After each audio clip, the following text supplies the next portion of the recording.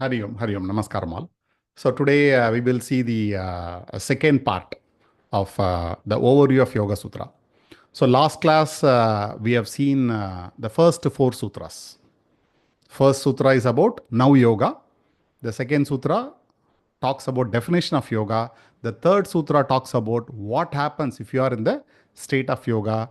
And the fourth sutra talks about what happens if you are not in the state of yoga. So that we have seen the four. Now we will share the flow chart. We will start from the fifth sutra onwards.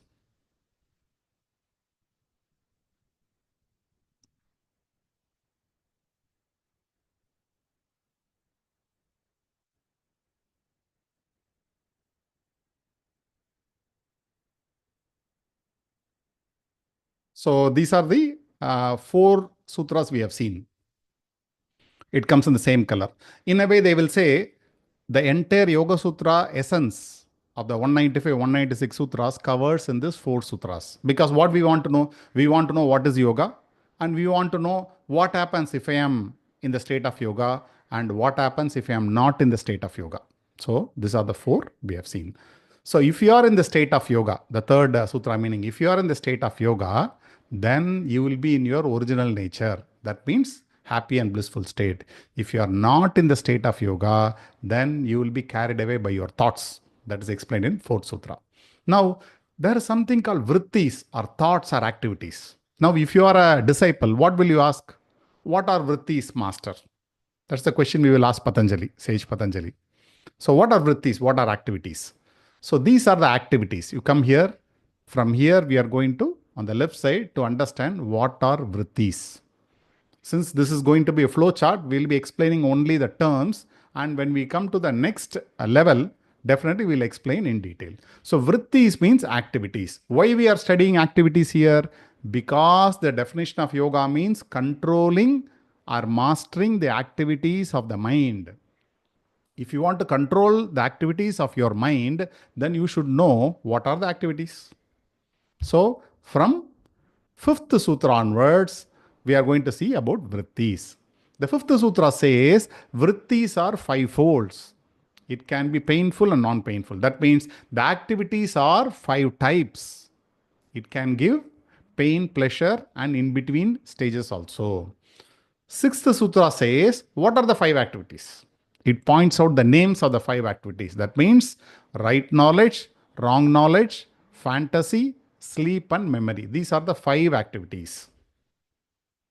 So if we see our mind, what the mind can do? It can only do these five activities: right knowledge, wrong knowledge, fantasy, sleep, and memory. Whatever we do in our life, either we get into the right knowledge or we end up in wrong knowledge, right? Either we get a right knowledge or wrong knowledge, or we can imagine. I can sit here and imagine something else which is not here. That is called fantasy. Or I can sleep. Every day we are sleeping. That is also activity of the mind. When the mind is switched off from the conscious world, then I can say it is nidra or sleep. That doesn't mean mind is not functioning. It is functioning on the subtler level, but from the gross level, it is switched off. So sleep. Then mind also stores a lot of information. So memory. So every sutra from 7th sutra onwards, the 7th sutra talks about what is right knowledge. 8th sutra talks what is our wrong knowledge. 9th about imagination or fantasy. 10th about sleep or nidra. 11th about memory. So the corresponding Sanskrit words are pramana, viparyaya, vikalpa, nidra, smritihi. So these are the words for it. Now, okay, I understood about the five vrittis, or we have seen five vrittis. What should I do with the five vrittis? That means five activities. I need to control, right? For that only we are studying. So what are the tools to overcome or tools to control these activities of the mind? Now we have two branches here. We will go towards right, then we'll come towards left. The first tool offered by Sage Patanjali is practice and detachment. So you have to do practice and you have to be detached. then you can control the activities of your mind.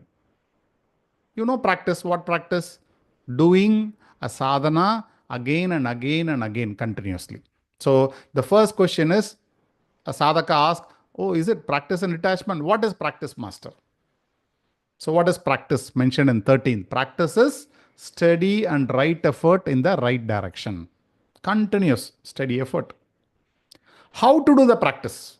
What is practice in 13th Sutra? Now, next question is how to do the practice, master? How to do the practice? You have to do the practice for a long time, continuously, without break, and you should be doing with your eagerness, willingness, dedication, all those things. That, if you do, then it is called the right practice. Now, what is detachment? 15th Sutra talks about detachment. Now we should understand here, detachment means it is not like not involving in life, or just going away from from life and living a secluded kind of lifestyle. No. Detachment means you get detached from all the distractions. See, I want to prepare for my exams. Tomorrow, suppose I have an exam. Okay. I'm just reading whatever thing. When I read, what are all my distractions? My mobile phone is a distraction. Television is a distraction. My friends or whatever other things are distraction. I should be detached from all those distractions. That is called detachment here. Not detached from your goal. If you get detached from your goal, how will you do sadhana? So, the detachment Sanskrit word is vairagyam. Practice Sanskrit word is abhyasam. So abhyasam and vairagyam. So vairagyam, detachment means detaching from all the mental disturbances. Whatever disturbing to my mind, that disturbances, get away from it, get detached from it. So this is called lower detachment, which is called apara vairagyam. That means lower detachment. Suppose coffee is pulling you, you get detached from coffee. Cinema is pulling you get detached from cinema. Anything which is pulling you, if you get detached, all those things are called lower detachment. We don't need to feel that is higher. This is lower detachment. Then in 16th Sutra, it explains about higher detachment. What is the higher detachment or the highest detachment, which is called paravairagyam? Lower detachment is called aparavairagyam.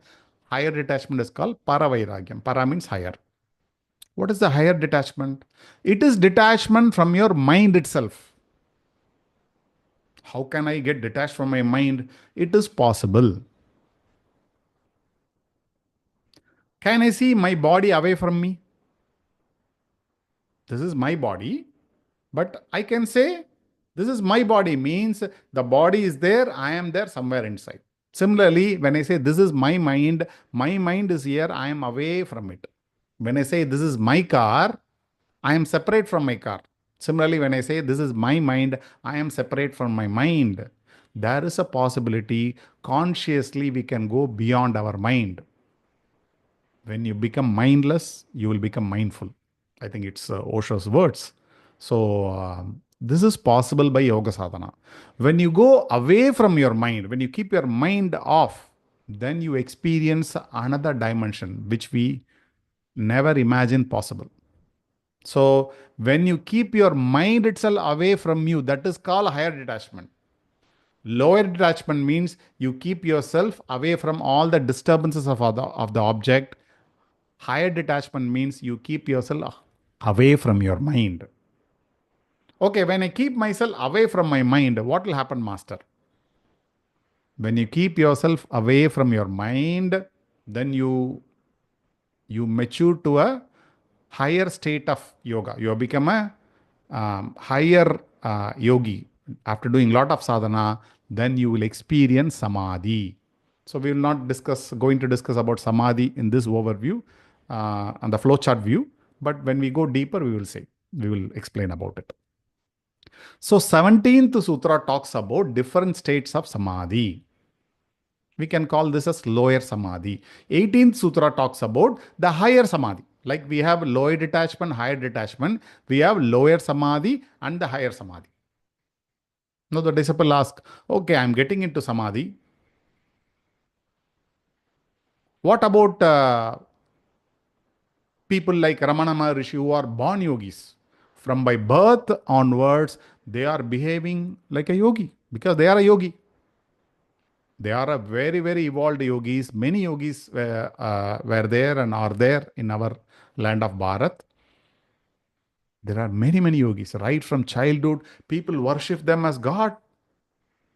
So, what about the practice for these born yogis? That's the next question. That is answered here in the 19th Sutra. Born yogis need not practice anything. That means you don't need to guide them, they will find their own way. That he explains in the 19th.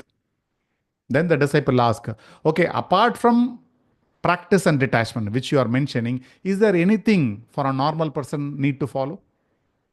You said there is no practice we need to teach for the higher yogis. For a normal person, is there anything I need to follow? Then 20th Sutra, Patanjali explains about faith. This is also a very bigger topic we are going to discuss in detail in future. Shraddha.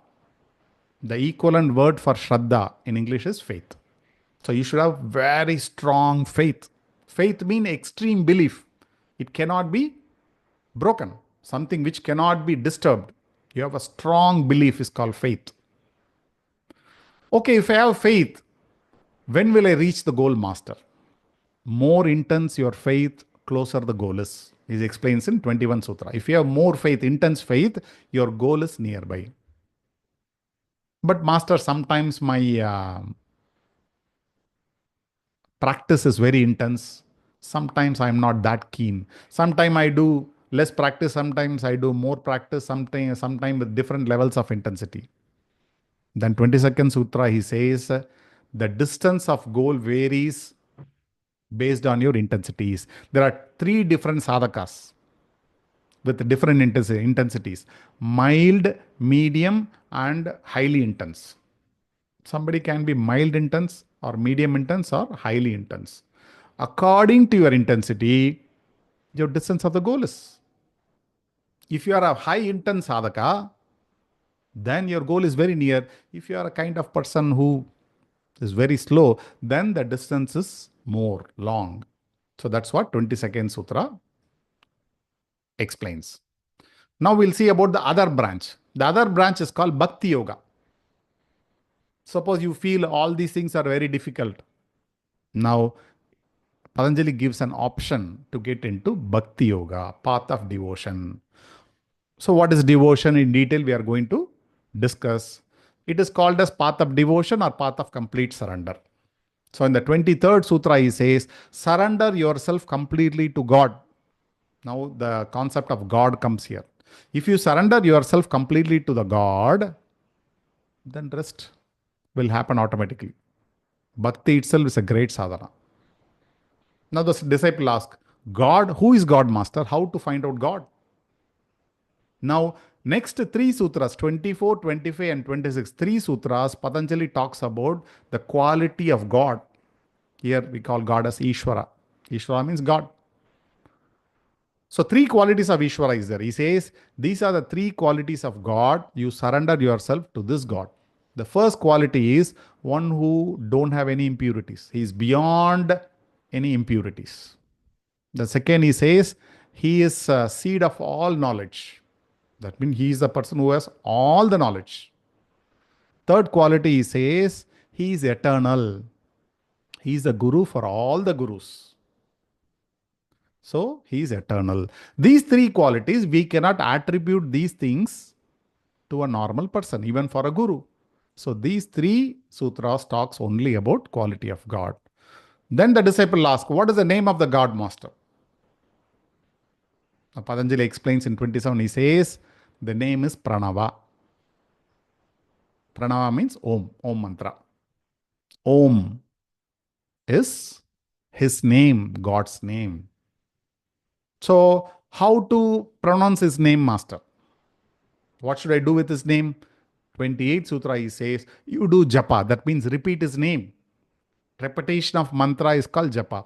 When you repeat is the pranava mantra, om continuously, then it is called japa. You should do japa with proper understanding and with a proper bhavana attitude. With the feeling of gratitude and humbleness, humility, with proper understanding, you have to utter his name continuously through the form of japa. Okay, master, if I utter the name, if I do japa, what will happen? Now, 29th Sutra, Patanjali says, all your obstacles will be removed. If you do japa continuously, all your obstacles are removed. You can see here, right from 23 to 29, these 7 sutras, all the obstacles are removed. So the people who follow Bhakti Yoga, it is the shortest and quickest path. But it is not easy. You cannot start wearing like Bhakta, some, the orange or geru color cloth, and you can have, the sacred ash, and say Ram Ram or Shiva Shiva, then you get a no. That's the consequence. All those things are the consequence, result of the bhakti in the heart. Yes, of course, all those rituals will bring little devotion, but actual devotion should come from the heart. What is that? We are going to see in detail. Okay. So if you have devotion, then all the obstacles will be removed within 7 sutras. So obstacles, we need to know what are obstacles, right? Since it is removed. And if you see, before we ended in 22, in this right side segment, the distance of the goal varies based on mild, medium, and intense. And it goes to obstacles, because if you follow practice and detachment, definitely the obstacles you'll be encountering. So we need to understand obstacles, how to remove obstacles we need to see. And if you are following the path of devotion, you will already overcome these obstacles. So you don't need to worry about it. So anyway, we need to understand what are obstacles. So what are obstacles? There are 9 obstacles mentioned in 30th Sutra. There are 9 obstacles for every sadhaka, every seeker, every practitioner. And these 9 obstacles have 4 symptoms. Okay, so how to find out what obstacles I have? When you have this 4 symptom, then definitely you will understand I have 1, 2, or 3, or even all the 9 obstacles. So 30 and 31 talks about obstacles. From 32 to 39, Patanjali talks about tools to remove obstacles. Since he talked about obstacles, we need to know what are the tools to remove obstacles, right? The basic tool, Abhyasam Vairagyam, is there. But along with that, we need to follow these tools. In this, there are 2 compulsory tools. 32 and 33 are the compulsory tools. From 34 to 6 tools are there here. Totally 8 tools, 2 are compulsory, 6 are optional. That means what? These compulsory tools you have to follow anyway. 32 talks about focusing or living with single principle. You have to take one principle in your life and live your life. What is that? We will discuss in detail. 33 talks about how to get pleasantness in the mind. My mind need to be pleasant. See, I can have a focus. If I have a single principle, I can have a focus.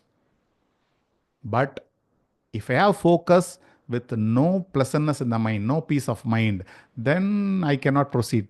So in 33, he gives a solution how to get that pleasantness in the mind or peace of mind. When you have a focus and a peace of mind, then you can start moving towards your goal. Your obstacles also slowly keep on moving out. But along with this too, you need to follow any of the tools which is explaining in other sutras from 34 to 39. You can see here or will come. In the sutra also it mentions. So first tool is pranayama. Practice pranayama. Next tool is inquire the senses. If a thought goes into all the places, inquire the senses, where the senses are pulled towards. Then meditate upon light. Then get free from desires. Then inquire about dream and sleep. Then meditate as you wish.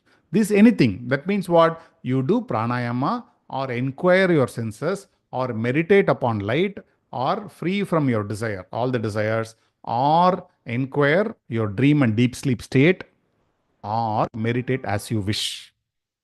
So these are the um, 6 compulsory tools. Six optional tools he is advising us to follow.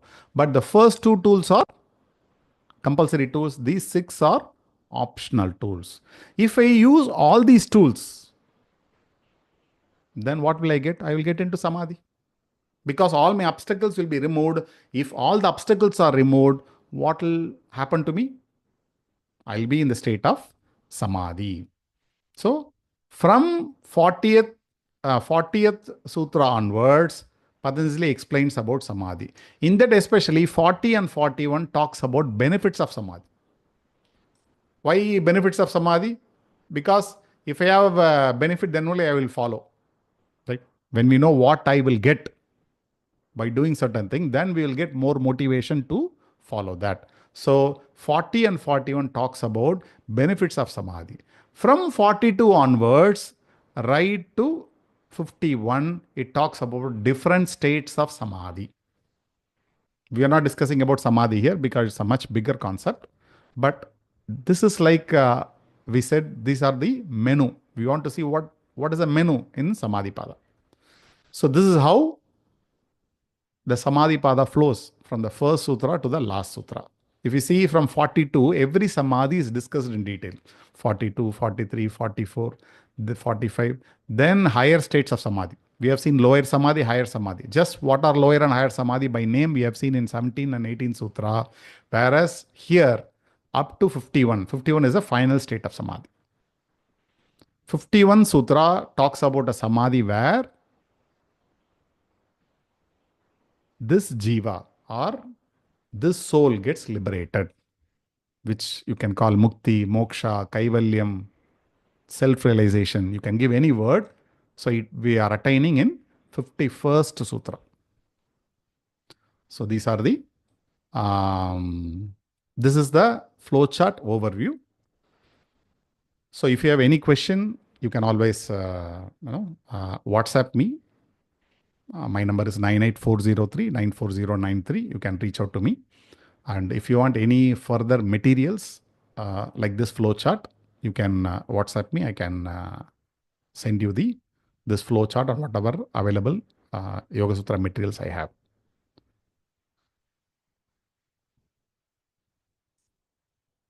So with this, we are finishing the flowchart overview. So flowchart means just we have seen what is there.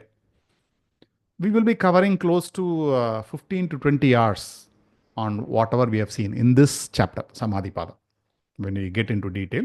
So 15 to 20 hours will be there. So you may have a lot of doubts. You will need a lot of clarification. So please don't hesitate to reach me. And rather than calling, you can WhatsApp me so that I can give you the detail. So again, this is,